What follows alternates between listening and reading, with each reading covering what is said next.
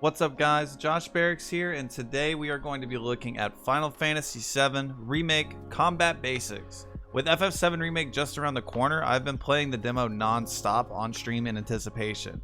I immediately fell in love with the complexity of the combat system and how intricate it really is. But it may be a bit confusing to someone who just picks it up and plays it.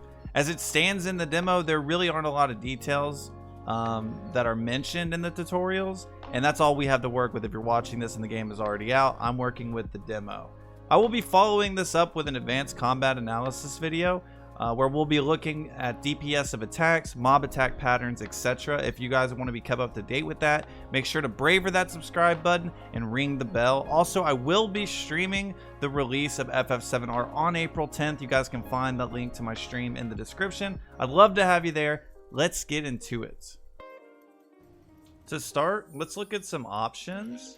Let's go into System, Options, Camera and Controls. I set my camera distance out of battle to max, in battle to max, responsiveness to max. These are all just making your camera a little bit faster and easier. I switch from the right stick, so this is your standard, the right stick lock-on controls. I switch to left and right directionals. I just think it's easier to specifically target enemies in this way. Screen shake I set to off. Vibration, see, a lot of people play without vibration, but this isn't a shooter, so it's not going to mess up with like any, you know, aim or anything like that. Plus, I like to play with my controller in my lap. So now that we have the settings out of the way, let's look at the basic controls you have for your character. Block by pressing R1. Blocking reduces incoming physical, magic, or range damage by 50% and will also avoid, in the examples that we've seen so far, long knockback animations. Blocking in Cloud's Punisher stance will activate a parry and does not block ranged and magical damage, but we'll get to that a little bit later on. Dodge by pressing circle and left analog to roll in the direction you want to go. You can dodge in the middle of almost any attack your character is performing and is very useful to get out of the way when an enemy is getting ready to unleash a devastating attack. Triangle will trigger a specific character action. So far we know Cloud's and Barret's. Cloud switches to either Punisher or Operator stance, and Barret will either charge or use his overcharge. More on both of those later on in the video. Pressing square will initiate the controlled player's normal attack. Pressing square multiple times sends Cloud into an attack combinations that vary depending on which stance he is in and how far away his target is. Pressing and holding down with Cloud also holds unique abilities depending on stance. In Operator mode, Cloud thrusts forward with an AoE slash. In Punisher mode, he slams the ground for a small AoE attack that gives Cloud a damage buff. A little bit more on that later. Barret only requires you to hold down square to unleash his Gatling gun. Pressing X out of combat brings up a mini menu that will allow you to use items in Materia, such as potions and cure. When in combat, however, it behaves a lot differently. Pressing X in combat brings up the same type of menu, but slows the game down almost to a halt, giving the player time to plan the assault. Inside of this menu, you can look through character abilities, spells, items, and use limit breaks. You can switch what character abilities you would like to use by pressing R2 and L2. If you set your camera settings to the way I set mine at the beginning of this video, you can toggle who you are locked onto with the left and right directional pad. Pressing up and down on the directional pad will cycle you through the playable characters in combat. L1 will bring up a quick menu in-game. This menu does not slow combat at all and only allows you to currently set 4 abilities and or items that can be casted on the fly. To set these attacks abilities up in the quick menu, press start and select battle settings. Go over and select which hotkey you would like to set and then pick the ability you wish to have it bound to. You have access to all of your party members' quick menu when controlling one character. Pressing R2 and L2 while in quick menu scrolls through all playable characters in combat, allowing you to queue attacks on the fly without ever having to switch control of one party member. So if I am playing Cloud, I can use L1 to open a quick menu, L2 over to Barret, and have Barret use an ability that I have pre-keybound for him while never switching control from Cloud. This makes comboing attacks feel very fluid, as you can set your non-controlled party members to time their attacks together without having to constantly switch who you're controlling. Pull these abilities the same way you did with L1. Pressing the touchpad on your controller will bring up a menu that will show you boss stats and weaknesses once we obtain some sort of sense materia. So right now it's just a bunch of question marks. You can't really see what's going on with it, but it also looks pretty dope, and I'm excited to see what we're going to be doing with that. Okay, so now we have the basic controls out of the way. Let's focus our attention on attack strings, ATB meters, abilities, materias or spells, same thing, pressuring and staggering opponents, and limit breaks. I mentioned earlier that using triangle with Cloud toggles in between two different modes or stances, Operator and Punisher. These stances are very unique and both have a place within the different engagements you'll find yourself in FF7R. The default stance that Cloud runs around in is Operator stance. In this mode, Cloud is able to use 100% of his abilities, move at regular speed, can block all incoming damage by 50%, and has a 5 attack combo. This combo doesn't seem to start flinching opponents until about the 3rd or 4th attack, and doesn't do much to add pressure or stagger either, but is a very versatile stance. Pressing triangle will bring Cloud to his second mode, Punisher. In this stance, Cloud will walk very slowly and loses his ability to block ranged and melee attacks. The trade-off, however, is massive. Cloud will unleash a couple of different combos that not only inflict a much larger amount of damage, but have a greater AoE range as well, cleaning up small enemies in mere moments. These attacks not only do more damage, but generate a much larger amount of pressure and ATB as well. Blocking while in Punisher mode is very unique. While blocking, once again, you move at an incredibly slow speed, but most importantly, you are unable to block incoming ranged and magic damage. However, if an enemy hits you with a melee attack while you are blocking in Punisher, Cloud will automatically parry the attack, causing high pressure and opening up the enemy to a flurry of Punisher combos and or abilities. This is especially useful against high speed and agile enemies such as dogs and the shock troopers that we fought in the demo. Go into Punisher mode, block, and wait until they attack. Once you parry their attack, they will be sitting ducks for you to punish. Lol. Holding square while in Punisher mode makes Cloud stab the ground, doing a small amount of AoE damage but activating the berserking buff. And this thing, guys, is incredible. The buff will appear underneath your ATB meter as an icon and will last 10 seconds. While this buff is active, all damage Cloud inflicts increases by roughly 30%. I only currently have access to the demo, so if these numbers are slightly off, I apologize. And yes, I did say all damage. That means spells, abilities, and even your limit break damage is all buffed. This sets up some really insane damage dealing opportunities for combos with Cloud, especially if they're staggered. But it does come at a cost. While berserking is active, all incoming damage that Cloud takes is increased by 50%. With that being said, I would choose when using this buff and even this stance based on the encounter that you're in. From what I can tell from my hundreds of Scorpion Sentinel kills, is that the most effective way to engage in combat, and honestly just to go throughout the game, is to string together large damage dealing combos quickly. And the Punisher Berserking combo fit into that box perfectly. Just don't find yourself getting hit by a high damage dealing attack or ability while the buff is active, or you might find Cloud asleep. I mentioned earlier that there are multiple combos that can be unleashed by the Punisher mode. The first combo is when you are right in front of your enemy. You are standing right in front of them. Pressing square just once makes Cloud swing 4 times. Pressing square 3 more times to finish off this standard 9-hit Punisher combo. Make sure to finish this entire attack string. Don't interrupt it early, guys, because the last hit does an enormous amount of damage and adds a lot of pressure. The second combo is if the enemy is a few yards away, so he's got a little space between you and him. If so, Cloud will jump and spin towards his target before landing and resuming his lunging Punisher combo that hits 10 times.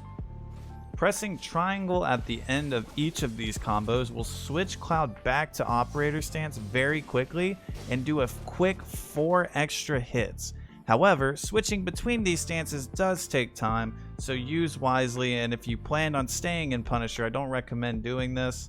This is just if an enemy is about to go into maybe a cinematic or an animation, you want to add some quick damage, you can switch like this just to get a little bit extra damage off.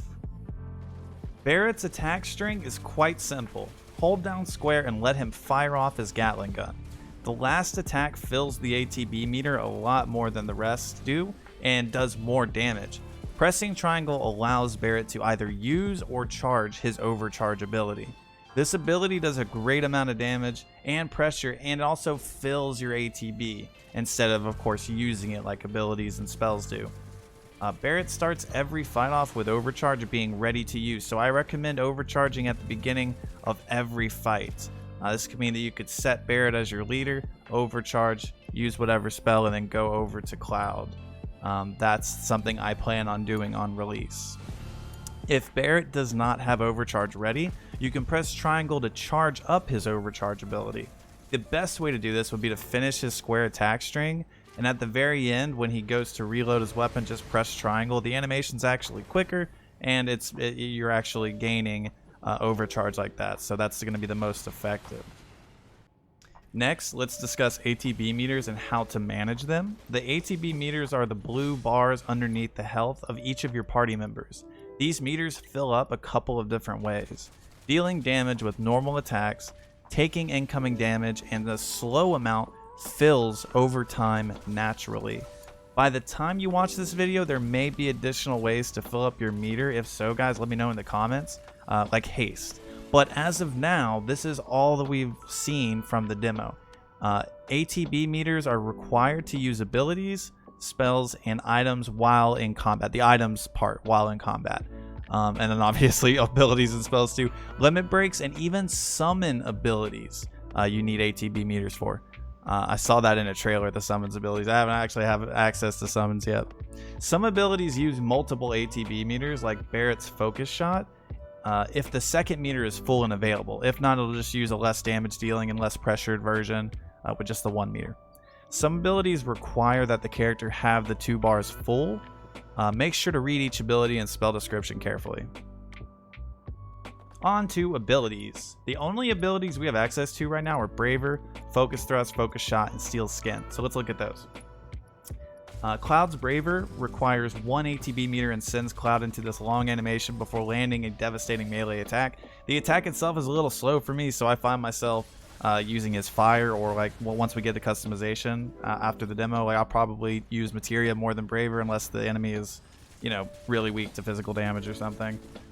Barret's Steel Skin ability costs 1 ATB meter and reduces Barret's incoming damage by 50%. This ability does not have an icon yet, but I did test it and it lasts for 90 seconds, plus you get that big shiny tooltip, so you can see that too. Cloud's Focus Thrust is a forward thrusting attack that does significantly less damage than Braver, about half, but causes the enemy a large amount of pressure. And we're going to be getting into more of the focus abilities here in just a few. Barret's Focus Shot is a ranged shot that uses either 1 or 2 ATB meters. It uses the max that you have available. So if you have 2, it uses 2. If you have 1, it uses 1. The 2, when he shoots his 2 meter focus shot, it does exponentially more than the 1. So it does more damage. I think we tested it does 50 damage when it's with the 1 bar. It does 130 with the 2 bar, and then obviously pressure is more based on that as well. So use that accordingly.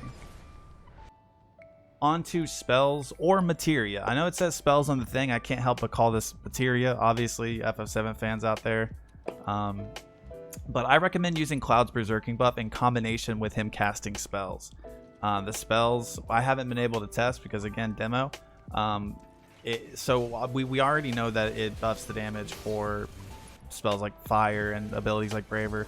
But think about using Cure. Just using Berserking in combination with these abilities is going to be a really, really unique and cool thing. Spells require ether, which is a resource you can see above your limit meter. Ether can be gained naturally in combat or by using the item ether. The 3 spells we have access to all have a cost time of 1 second. So the actual animation before the spell goes out, it takes 1 second. So the offensive spells are quick damage, high DPS that will be essential to any player's arsenal. Fire, once casted, travels in a line from the player who casted it to the enemy target that it's casted on. So if I'm casting it on a shock trooper, for example, it has to travel from me to the shock trooper before hitting it and doing damage.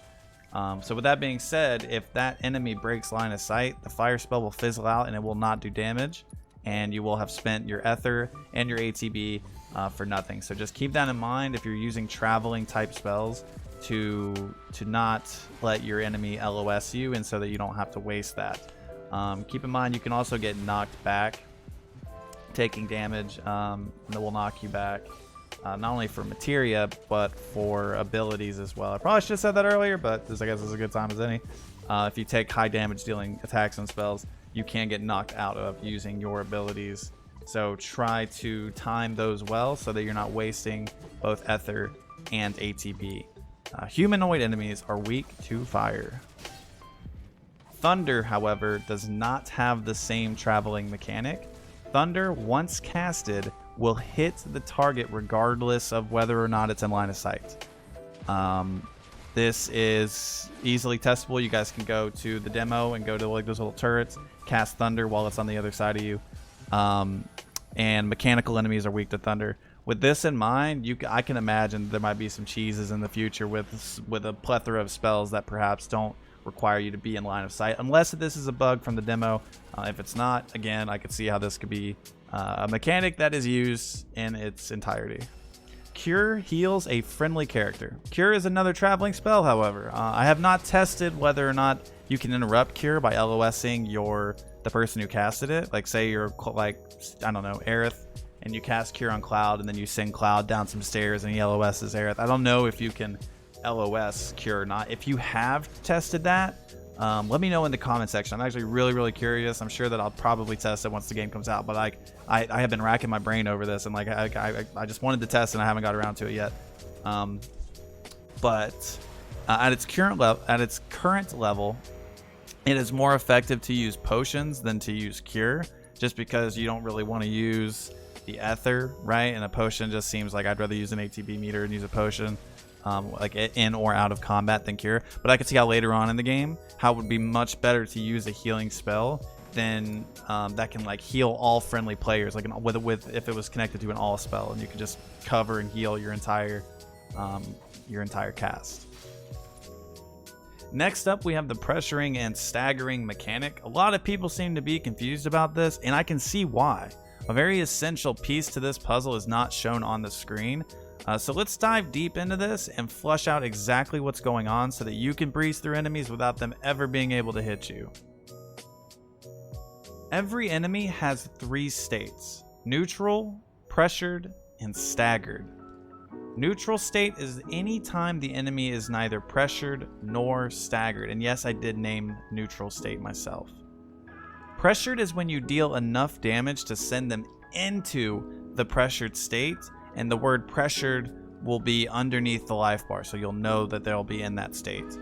And then the staggered state is when the enemy is defenseless and unable to attack, taking 160% extra damage until that state is over. And it's very obvious when an enemy goes into stagger, so that's something that you've probably already seen over and over again. Let's talk about how to get an enemy to pressured, what to do when they are pressured, and what to do once they're staggered. To get an enemy neutral to pressured, deal a high amount of damage with attacks that cause the most pressure.